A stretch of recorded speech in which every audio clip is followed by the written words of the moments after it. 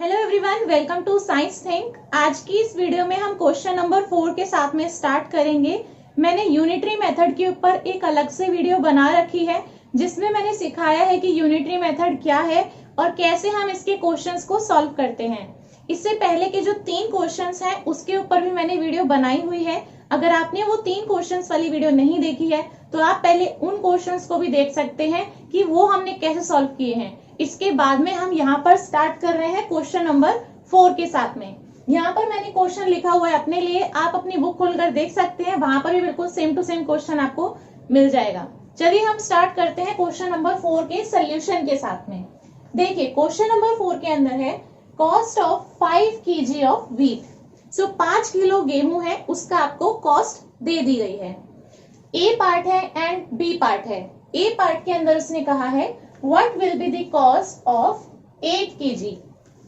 तो 5 किलो की आपको कॉस्ट दे दी। अब यूनिटरी मेथड के अंदर हम कैसे सॉल्व करते हैं क्वेश्चंस को, मैंने आपको बता दिया है, कई बार मैंने ये चीज बताई है कि यूनिटरी मेथड में हम सबसे पहले 1 यूनिट की वैल्यू को फाइंड आउट करते हैं। देन हमारे पास में जब 1 यूनिट की वैल्यू आ जाती है सो हमसे जितने रिक्वायर्ड नंबर ऑफ यूनिट्स की पूछी गई है हम उसे फाइंड आउट करते हैं। तो सबसे पहले हम क्या करेंगे, 5 किलो गेहूं की आपको कॉस्ट दे दी गई है और आपसे पूछी है 8 kg के लिए। So firstly we will find कि 1 kg का कितना कॉस्ट है, फिर हम उसे कर देते हैं मल्टीप्लाई किससे, जितना पूछा गया है, यानी कि 8 kg से। सो यहाँ पर मैं आपको करके दिखा देती हूँ। सिंपली आपको क्या करना है, जो चीज आपको दी हुई है सबसे पहले आपको उसे लिख लेना है। सो यहाँ पर मैं लिखूंगी cost of 5 kg wheat. 5 kilo गेहूं आपको दिया हुआ है ₹91.50। ठीक है, ये आपकी बुक के अंदर लिखा हुआ होगा, क्वेश्चन के अंदर आप देख सकते हैं। ये चीज वो है जो दी हुई है। अब सबसे पहले यूनिटरी मेथड का क्वेश्चन है, कैसे सॉल्व करेंगे, हम 1 किलो गेहूं का कॉस्ट निकाल लेंगे। सो हम फाइंड करेंगे कॉस्ट ऑफ 1 kg। अगर मेरे को एक का प्राइस पता चल जाता है कि 1 किलो कितने का है, तो आपसे वो चाहे 8 किलो पूछे, उसके बाद में चाहे 20 किलो पूछे, चाहे 100 किलो पूछे, आपको सीधा क्या करना है, उससे मल्टीप्लाई कर देना है। तो आपके पास में जितना भी पूछा हुआ होगा उसी का आंसर आपके पास में आ जाएगा। अब आप 1 kg की कॉस्ट कैसे फाइंड आउट करोगे, cost of 1 kg of wheat. अब 1 kg निकालने के लिए क्या हो जाएगा, आपको जो रुपीस दिए हैं, मैंने आपको बताया है आपको क्या करना है, हमेशा ये डिवाइड बाय ये, मतलब कि 91.50 जो रुपए है ना, उनको आप बांट लो कितने हिस्सों में, 5 हिस्सों में, क्योंकि 5 किलो आटा है। तो आपके पास में आएगा 1 kg के लिए। हमेशा ऐसे करना है आपको। सबसे पहले आप क्या करोगे, जब आप 1 यूनिट की वैल्यू फाइंड आउट करते हैं तो हमेशा हमें डिवाइड करना होता है। तो इसको डिवाइड करने के बाद आप चाहो ना, ये पॉइंट में दिया हुआ है, सो आप चाहो तो इसको यहाँ पे डिवाइड कर सकते हो, चाहो तो आप इसी को as it is next step में ले जा सकते हो। सो नेक्स्ट स्टेप क्या हो जाएगा, देयरफॉर कॉस्ट ऑफ, कितना वेट पूछा है मेरे से, 8 kg का। सो 8 kg ऑफ व्हीट। सो अगर 1 kg व्हीट का इतना प्राइस है, सो 8 kg व्हीट का कितना प्राइस हो जाएगा, 1 का जितना है मल्टीप्लाइड बाई 8। सो हमारे पास में आएगा 8 kg का कितनी कॉस्ट हो जाएगी। सो ये हो जाएगा ₹91.50 डिवाइड बाई 5। अगर यहाँ पर जो है इस ए पार्ट के अंदर आपसे 8 kg नहीं बोला होता, 10 kg बोला होता, मान लेते हैं, तो आपको सीधा क्या करना होता है, यहाँ पर मल्टीप्लाई करना होता है 10 से। ठीक है, अब मल्टीप्लाई हम यहाँ पे किससे करेंगे, 8 से। जितना भी पूछा है उससे सीधा मल्टीप्लाई कर देना है, ठीक है, और सॉल्व कर देना है। सॉल्व करने के बाद में जो आएगा वो आपका आंसर है। इसे सॉल्व करने के बाद में मैं आपको बता देती हूँ, आपका आंसर आने वाला है 146.4। अब ये किस में आएगा, रुपीस में, क्योंकि ये कॉस्ट है। तो इसके आगे आपको साइन लगा देना है यहाँ पर रुपीस का।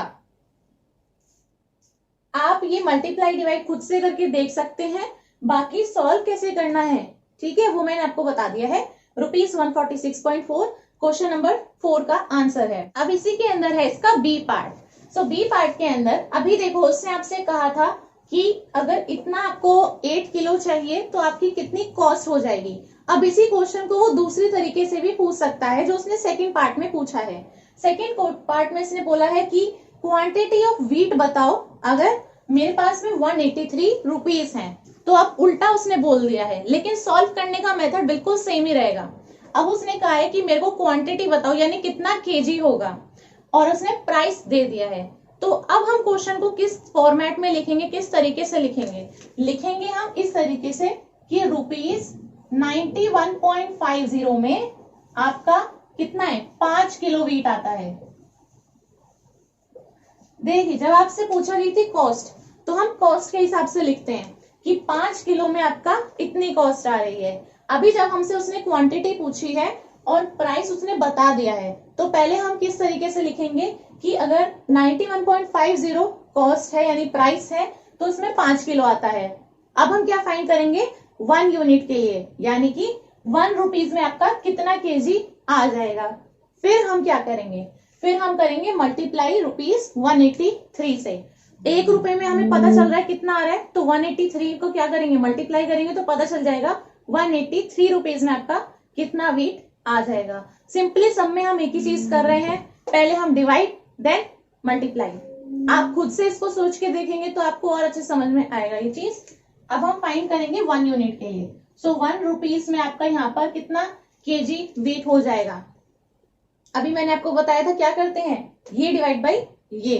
तो अगर आपको 1 रुपए में आपका कितना गेहूं आ रहा है ये आपको पता करना है, तो आप क्या करोगे, जो आपका 5 किलो गेहूं है, जो आपका पूरा 5 किलो गेहूं है, उसको आप बांट दोगे इतने रुपए में।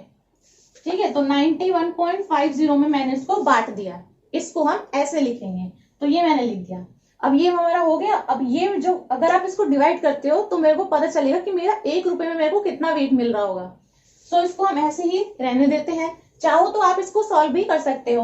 अगर आप इसको सॉल्व कर दोगे तो आपका यहाँ पर इतना आ जाएगा। ये क्या है, आपका वेट है गेहूं का। सो ये आपका हो जाएगा केजी में।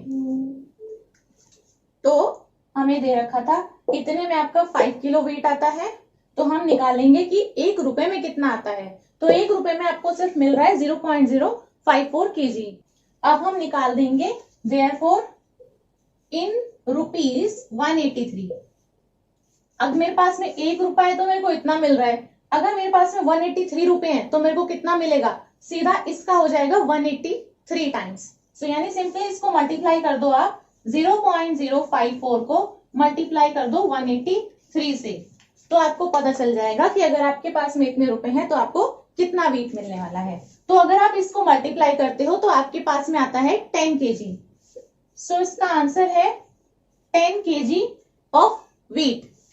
सो ए पार्ट का आंसर मैंने आपको बता दिया कैसे फाइंड आउट करना है।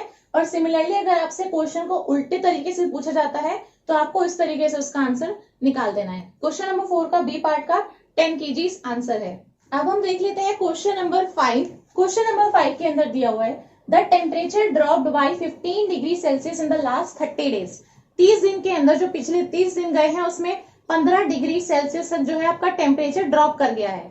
अब इसके बाद में कहा है if the rate of temperature drop remains the same, यानी जिस स्तर से आपका जो ये तापमान है ये गिर रहा है, अगर वो एकदम बराबर रहता है, सेम रहता है, मतलब कि 30 दिन में अगर 15 डिग्री सेल्सियस दिया है, गिरा है उसका जो तापमान है, तो अगले 30 दिन में वो और 15 गिर जाएगा। इस तरीके से वो कह रहा है कि जो रेट है गिरने का वो सेम ही रहता है। इसके बाद में है how many degrees will the temperature drop in the next 10 days. लेकिन उसने पूछा है कि अगले 10 दिन में वो कितना ड्रॉप हो जाएगा जो टेम्परेचर है। तो इस टाइप की क्वेश्चन को आप कैसे करेंगे, बिल्कुल सेम ही है, यूनिटरी मेथड का क्वेश्चन है। आपको करना है नेक्स्ट 10 डेज में उसने पूछा है ना कितना हो जाएगा, तो आप कैसे लिखोगे, सिर्फ 3 स्टेप में आपका आंसर आ जाएगा।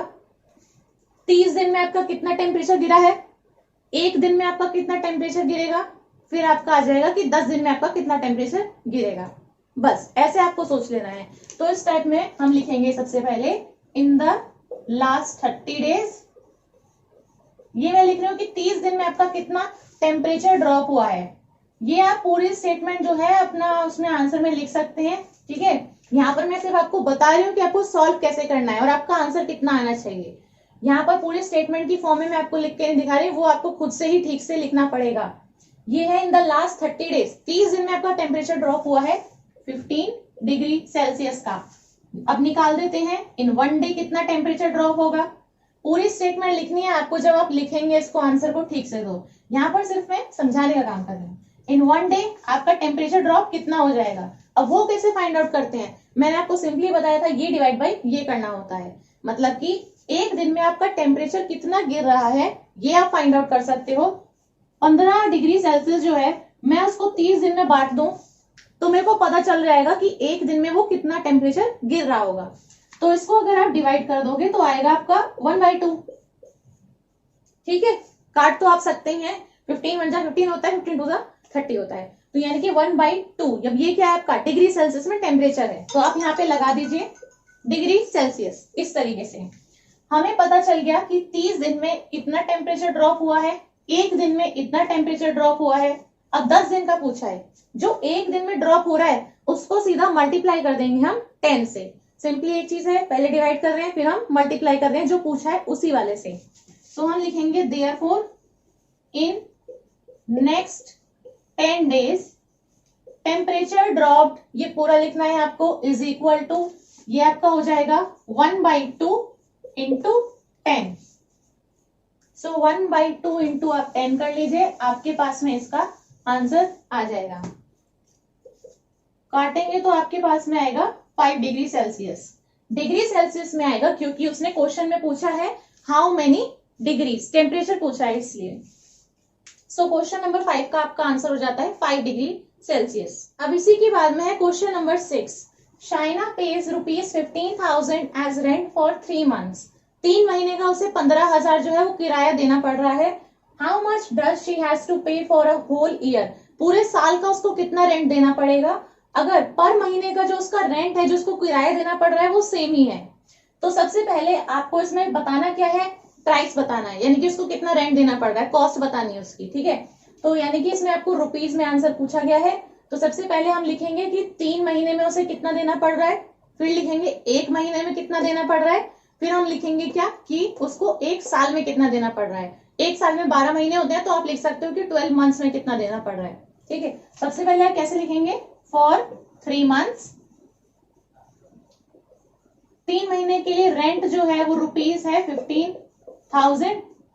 फिर हम लिखेंगे देयरफॉर फॉर 1 month कितना हो जाएगा रेंट, 1 month के लिए ऊपर रेंट हो जाएगा। सिर्फ यहाँ पे हम करना सिखा रहे हैं, ये मैंने लिखा हुआ है 1 month के लिए रेंट, 3 months के लिए रेंट।